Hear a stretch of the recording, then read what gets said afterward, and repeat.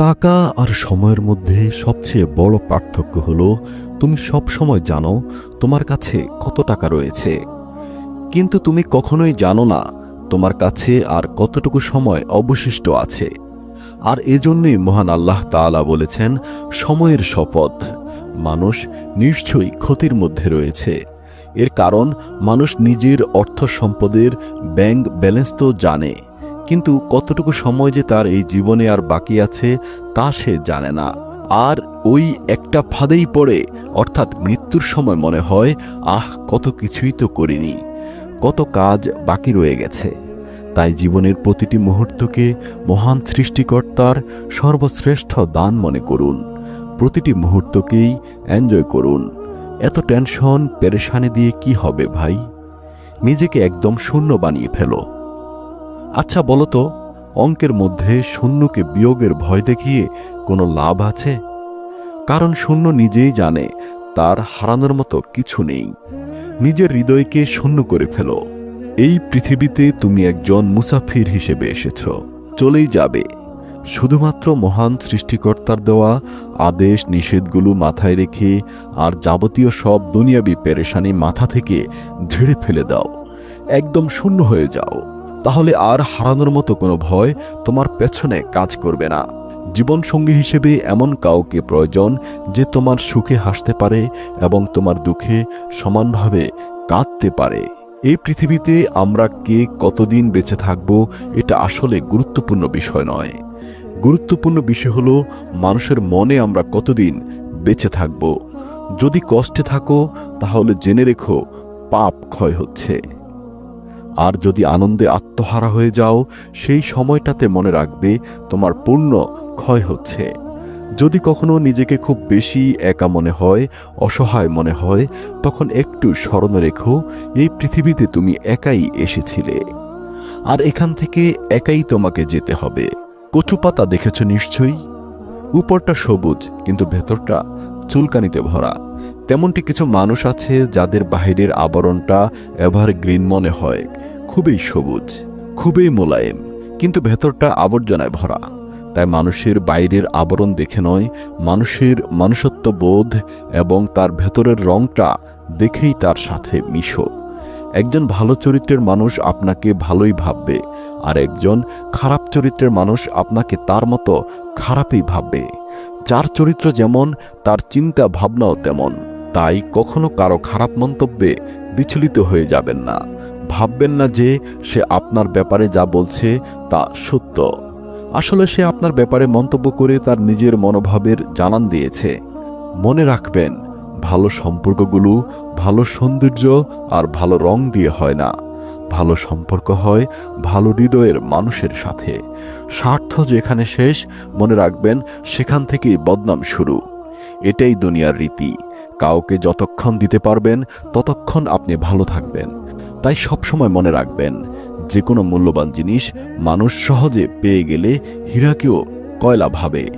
আর এই জন্যই গুণীজনরা বলেছেন, ঘাম ঝরিয়ে পরিশ্রম করে লাল চালের ভাত আর মার খেয়ে যে প্রশান্তির ঘুম আসে, দুর্নীতির টাকায় 5 স্টার হোটেলের রিচ ফুড খেয়ে সেই ঘুম কল্পনাও করা যায় না। তাই মনে মনে আজ থেকে একটি শপথ নিন, আমি চেষ্টা করি জীবনের প্রতিটা সময় সবার সাথে ভালো করে কাটাতে। কারণ আমি সারা জীবন বেঁচে থাকব না, কিন্তু আমার স্মৃতিগুলো সারা জীবন মানুষের মধ্যে বেঁচে থাকবে। ভালো থাকতে হলে রাজপ্রাসাদের প্রয়োজন হয় না, ভরসা পাওয়ার মতো একটা মানুষই যথেষ্ট। মনে রাখবেন, আপনার একদিনের ভুলটাই মানুষ মনে রাখবে, কিন্তু বাকি 99 দিনের উপকারের কথা মানুষ সহজেই ভুলে যাবে। এটাই পৃথিবীর বাস্তবতা।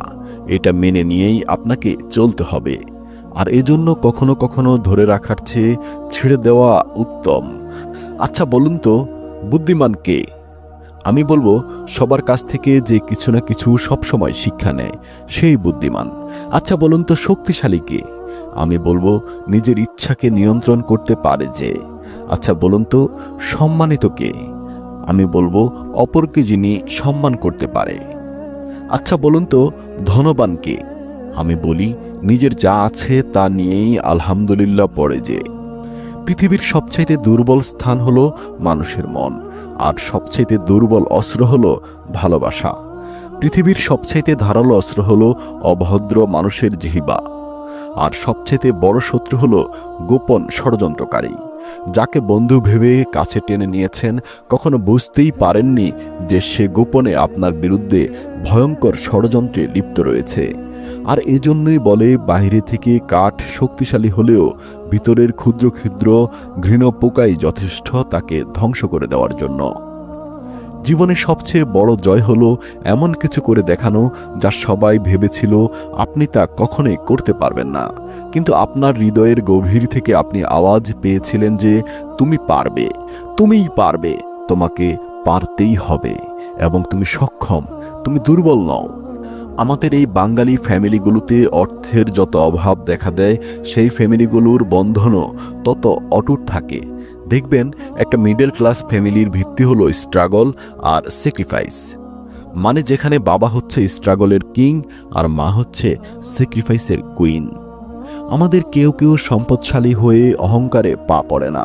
বিনীত অনুরোধ করি, কোনো সময়ে টাকা বা সম্পত্তির উপর অহংকার করো না। ভাই, মনে রেখো, সময় কিন্তু রাজাকে ভিখারি আর ভিখারিকে রাজা বানিয়ে দেয়।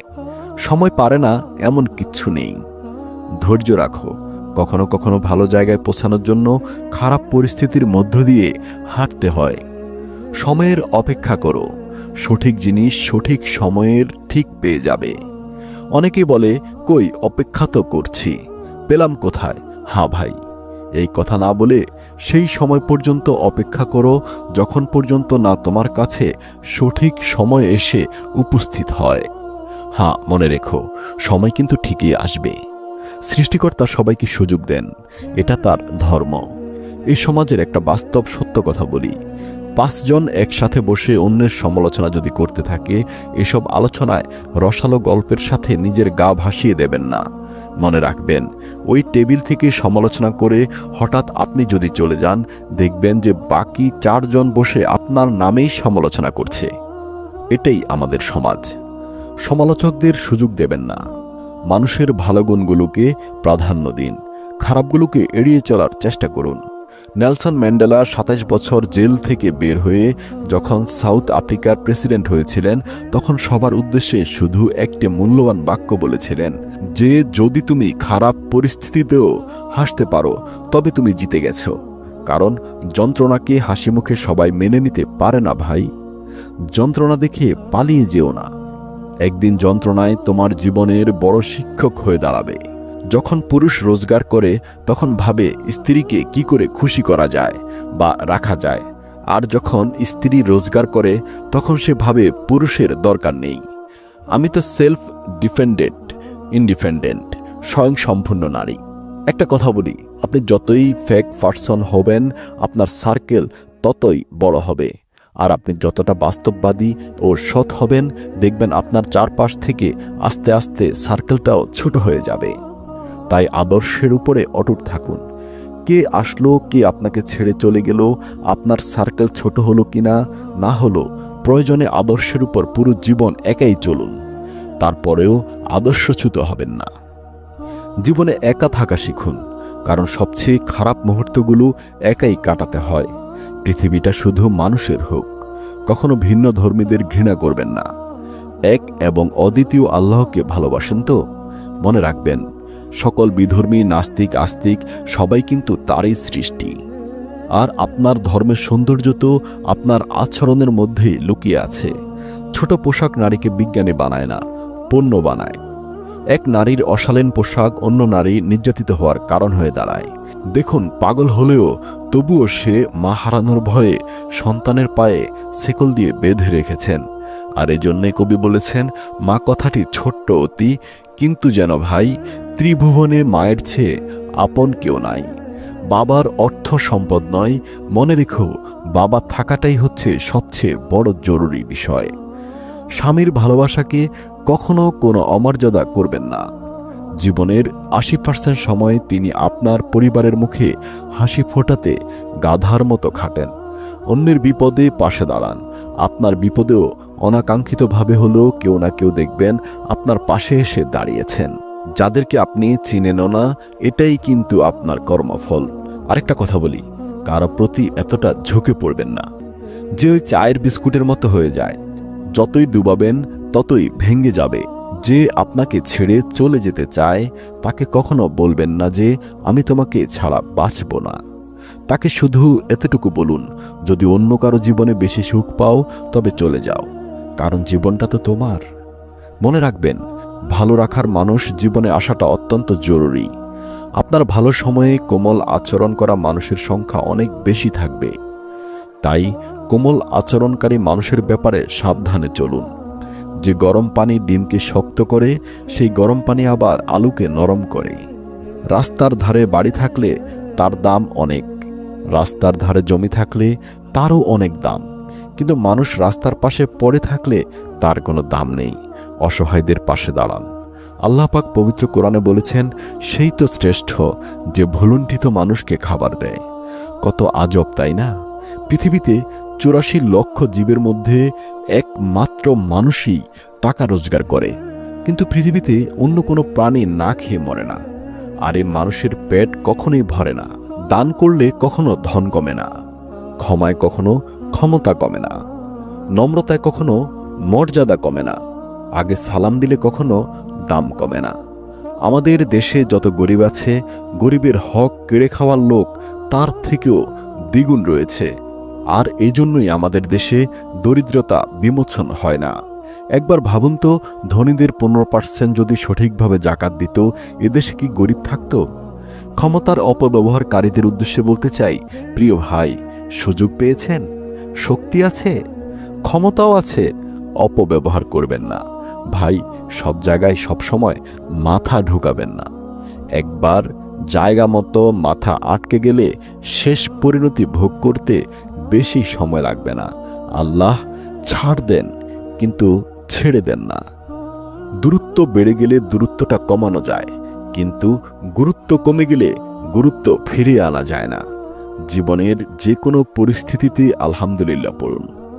কখনোই ভাববেন না যে অমুকটা অর্জন করে ফেললেই আমি আলহামদুলিল্লাহ পড়ব এবং সবচেয়ে সুখী মানুষ হয়ে যাব। যদি মনে করেন যে বিয়ে করলেই আমি সবচেয়ে সফল, মনে রাখবেন, অনেক বিবাহিতরা ডিভোর্সের চিন্তায় ব্যস্ত, আর আপনি বিয়ের চিন্তায় মগ্ন। একইভাবে দেখবেন, বাচ্চারা খুব তাড়াতাড়ি বড় হতে চায়, যাতে বড় হয়ে সম্মান পায়, আর বড়দের শৈশবে ফিরে যাওয়ার আকুতি। চাকরিজীবীরা কাজের চাপে চিন্তিত, চাকরি ছেড়ে দিতে চায়, আর ভালো লাগে না। আর বেকাররা চাকরির জন্য হাহাকার করে। গরিবদের বড়লোক হওয়ার চিন্তা, আর বড়লোকেরা শান্তির খোঁজে ক্লান্ত। জনপ্রিয় ব্যক্তিরা লুকানোর ঠিকানা খোঁজে, এদিক সেদিক ক্যামেরা দেখলেই দৌড়ে পালানোর চেষ্টা করে, আর অতি সাধারণেরা ভাইরাল হওয়ার জন্য কত কিছুই না করে। তাই সত্যি বলতে, আপনি তখনই সুখী যখন আপনি আপনার অবস্থানের উপর আলহামদুলিল্লাহ পড়বেন, মুখে না, অন্তর থেকে। পুরুষের সফলতার পেছনে আসলে কোনো নারীর অবদান নেই, এটা একটা ভ্রান্ত কথা। কারণ পুরুষ সফল হওয়ার পরেই তার জীবনে নারীর আগমন ঘটে। অসফল পুরুষের জীবনে আসলে কোনো নারী নেই। কিছু ব্যতিক্রম, সেটি ভিন্ন কথা। নিজের দোষ ঢাকতে যারা অন্যের ঘাড়ে দোষ চাপিয়ে দেয়, তাদের সাথে ভুলেও তর্কের জড়াবেন না, কারণ তারা প্রতিটি মিথ্যাকে যুক্তি দিয়ে সাজিয়ে ফেলে। এদেরকে করোনা ভাইরাস মনে করে দ্রুত মাস্ক পরে সটকে পড়ুন। একটা কথা বলি, যারা কাপুরুষ তারাই ভাগ্যের দিকে চেয়ে থাকে, বারবার বলে আমার ভাগ্যে নেই, এই নেই, সেই নেই। কিন্তু সত্যিকার পুরুষের মনোভাব কি জানেন? সত্যিকার পুরুষ সবসময় নিজের শক্তির দিকে তাকায়। মনে রাখবেন, আপনার বাহু, আপনার মাথা আপনাকে টেনে তুলবে, আপনার কপাল নয়। কথায় আছে, নরম মাটি বেড়ালে আছড়াতে ভালোবাসে। তাই আপনি যত নরম মনের মানুষ হবেন, ততই আপনি অন্যদের থেকে ক্ষত বিক্ষত হতে থাকবেন। আর হ্যাঁ, সবসময় মনে রাখবেন, বিষ শুধু সাপের মুখেই থাকে না, মানুষের অন্তরেও থাকে। আর এজন্যই আল্লাহর রসুল সাল্লাল্লাহু আলাইহি সাল্লাম বলেছিলেন, সে কখনোই প্রকৃত মুসলিম হতে পারবে না যার জিহ্বা থেকে অপর মুসলমান নিরাপদ হবে না। আত্মীয় স্বজন যতই বড় লোক হোক না কেন, একটা সত্য কথা মনে রাখবেন, আপনার নিকট আত্মীয় কোনোদিনই চাইবে না যে আপনি তাদের চেয়ে বড় হন। এটাও আমাদের সমাজের একটা মারাত্মক বিকৃত চিন্তা। সত্যিকার অর্থে একটা মেয়ের জীবনের সবচেয়ে বড় পাওয়া কি জানেন? একটা মেয়ের সবচেয়ে বড় পাওয়া হচ্ছে একটা কেয়ারিং হাজব্যান্ড।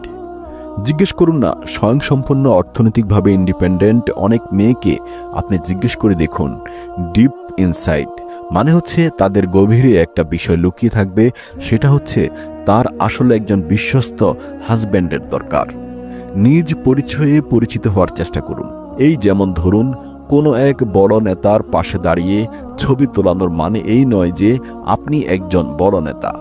তাই আজ থেকে প্রিয় অভিভাবক, প্রিয় অমুক, প্রিয় তমুক এইসব ক্যাপশন দিয়ে নেতাদের পাশে ছবি তোলা বন্ধ করে দিন।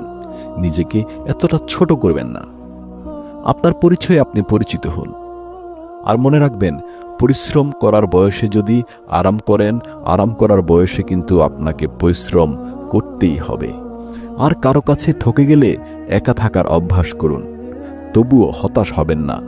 মনে রাখবেন, নিজের কষ্টের কথা কাউকে বলবেন না।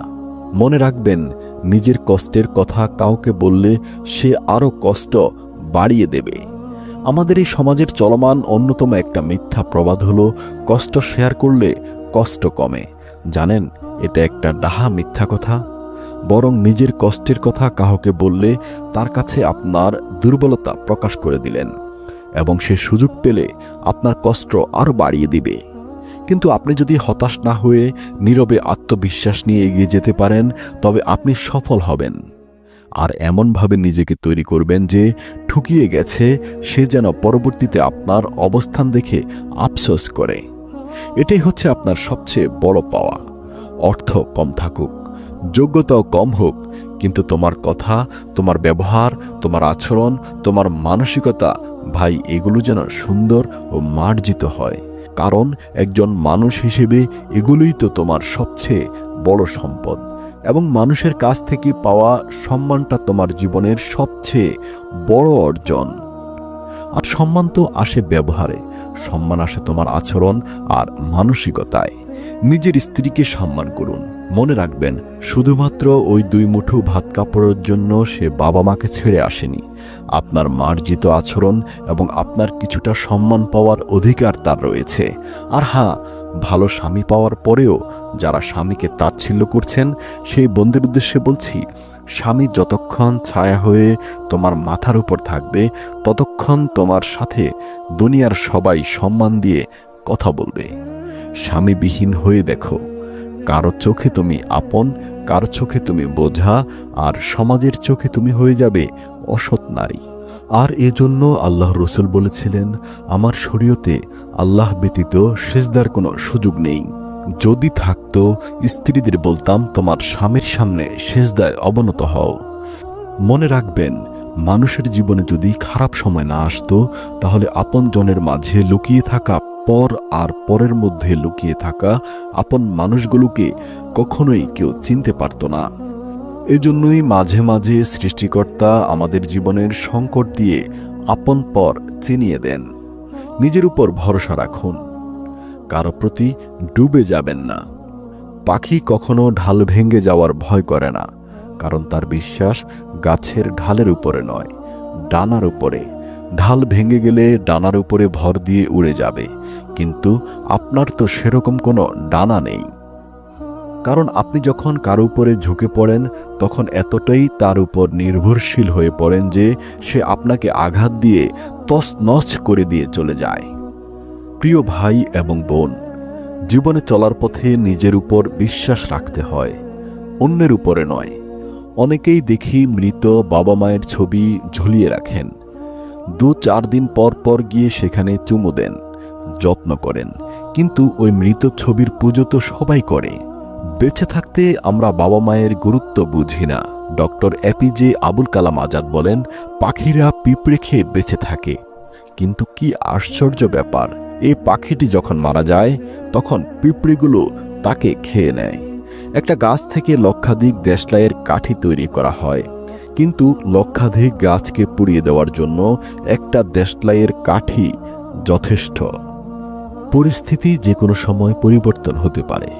প্রিয় ভাই ও বোনেরা, জীবনে কাউকে কষ্ট দিও না। আজ হয়তো তুমি শক্তিশালী, কিন্তু একটা কথা জেনে রেখো, সময় তোমার থেকেও বেশি শক্তিশালী। পাল্টে যেতে সময় লাগবে না। ভিডিওটি ভালো লাগলে সবাইকে শেয়ার করে দেখার সুযোগ করে দিন। আর আমার চ্যানেলে নতুন হয়ে থাকলে আমার অন্যান্য ভিডিওগুলো দেখুন। ভালো লাগলে এইরকম নতুন নতুন ভিডিওর নোটিফিকেশন পেতে চ্যানেলটি সাবস্ক্রাইব করে রাখুন। অথবা কী ধরনের ভিডিও দেখতে চান কমেন্ট করে জানান। ধন্যবাদ সবাইকে।